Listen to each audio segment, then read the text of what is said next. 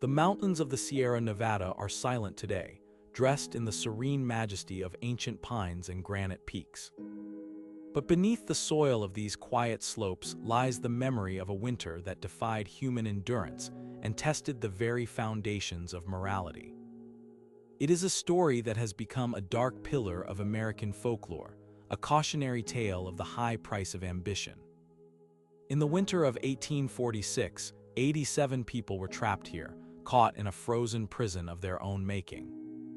By the time the snow melted, nearly half were dead, and the survivors carried a secret that would haunt them and the nation forever. This is not just a story of a blizzard. It is a story of how a series of small, seemingly insignificant choices can lead a group of ordinary people into the heart of a nightmare. The journey began not with dread, but with the boundless optimism of the mid-19th century.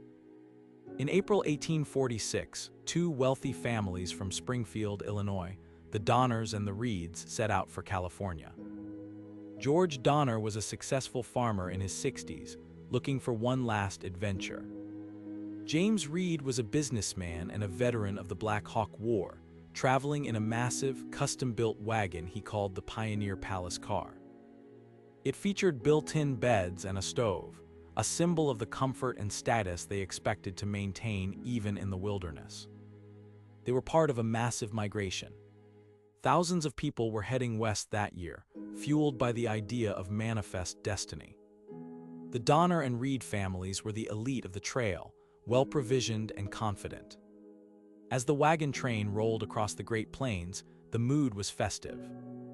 Letters sent home during the first weeks described lush meadows, plentiful game, and the excitement of the open road. But the sheer size of the party and the luxury of their equipment made them slow. By the time they reached Fort Laramie in late June, they were already behind schedule. It was here that the first seeds of disaster were sown. They encountered a mountain man named James Clyman, who had just come east from California. He warned James Reed not to take a new route being promoted by a man named Lansford Hastings. Clyman told them the shortcut was nearly impassable and that they should stick to the established trail. But Hastings was a charismatic promoter who had published a popular guidebook, and the lure of shaving weeks off their journey was too tempting to ignore. In July, at the Little Sandy River, the group made the fateful decision to split from the main trail. They elected George Donner as their leader, officially forming the Donner Party. They headed toward Fort Bridger, expecting to meet Lansford Hastings, who had promised to guide them through his new cutoff. But when they arrived, Hastings was already gone, leading another group ahead of them.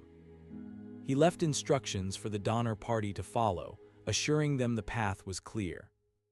It was a lie that would cost them everything.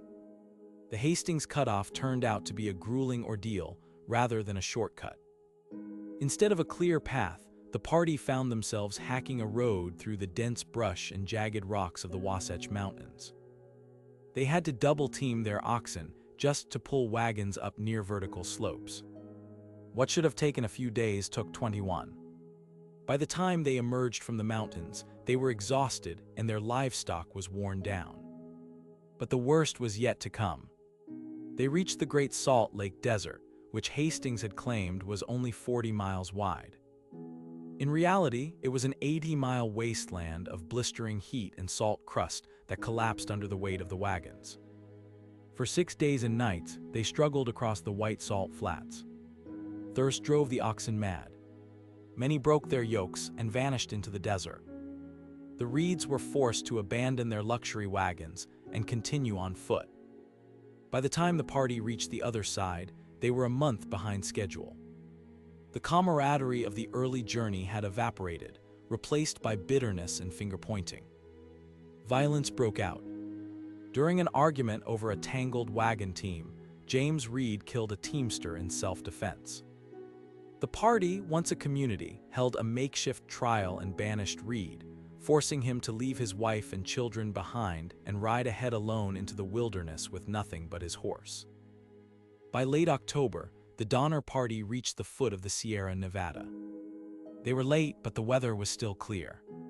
If they could just cross the pass, they would be in the safety of the California valleys in a matter of days. But the mountains had one final, cruel trick to play. An exceptionally early winter storm began to brew. As the lead wagons reached the high mountain lake now known as Donner Lake, the clouds broke. 5 feet of snow fell in a single night. They tried to push the wagons through the drifts, but the oxen could find no footing. Exhausted and freezing, they retreated to the lakeshore to wait for the storm to pass. It didn't pass. For the next week, the snow continued to fall until the mountain pass was blocked by a wall of ice and white powder 20 feet high. They were trapped. The party split into 2 camps. The majority stayed in 3 abandoned cabins near the lake, while the Donner family, whose wagon had broken an axle a few miles back, camped in makeshift tents at Alder Creek. As the weeks turned into months, the situation turned from desperate to horrific. They killed their remaining livestock, then their pet dogs. When that food ran out, they boiled leather hides in blankets to create a foul, glue-like gelatin. They were huddled in dark, cramped spaces, buried under layers of snow, listening to the wind howl and the sound of their children crying from hunger. In December, a group of 15 of the strongest emigrants, later known as the Forlorn Hope, decided to make a desperate attempt to cross the pass on foot using makeshift snowshoes. They carried only a few days' worth of rations. They wandered for weeks in the whiteout, lost and starving. When the first of their members began to die, the survivors reached the breaking point. To stay alive, they did what they had once thought impossible. They began to eat the flesh of those who had perished. This grim survival tactic allowed 7 members of the Forlorn Hope to eventually reach a ranch in California, sounding the alarm that dozens of people were still trapped in the mountains. Back at the camps, the death toll was rising. The elderly and the youngest children were the first to go. Tamsin Donner, a woman of incredible strength, fought to keep her daughters alive even as her husband George withered away from a gangrenous wound. The silence of the camps was broken only by the prayers of the dying. When the first rescue party finally arrived in February 1847, they were greeted by a scene of Gothic horror. Skeletal figures emerged from holes in the snow, looking more like ghosts than living people. One of the rescuers later wrote that the survivors looked at them with unseeing eyes, their humanity stripped away by months of famine. There would be 4 relief efforts in total. Each one was a race against time and the elements. The rescuers had to carry what little food they could on their backs, often facing the same blizzards that had trapped the pioneers. Each time a relief party left, they could only take a few people at a time, forcing parents to make the agonizing choice of which children to send ahead and which to leave behind in the frozen wasteland. James Reed, who had been banished months earlier, led one of these rescue parties, eventually reuniting with his wife and children who had miraculously survived. The last man to be rescued was Louis Kesseberg, who was found alone in a cabin at the lake in April, surrounded by the remains of those who had not made it. He was accused of murder and grew to be a pariah in California, though no charges were ever proven. The story of what happened in those cabins, the accounts of cannibalism and the breakdown of social order, spread like wildfire across the country.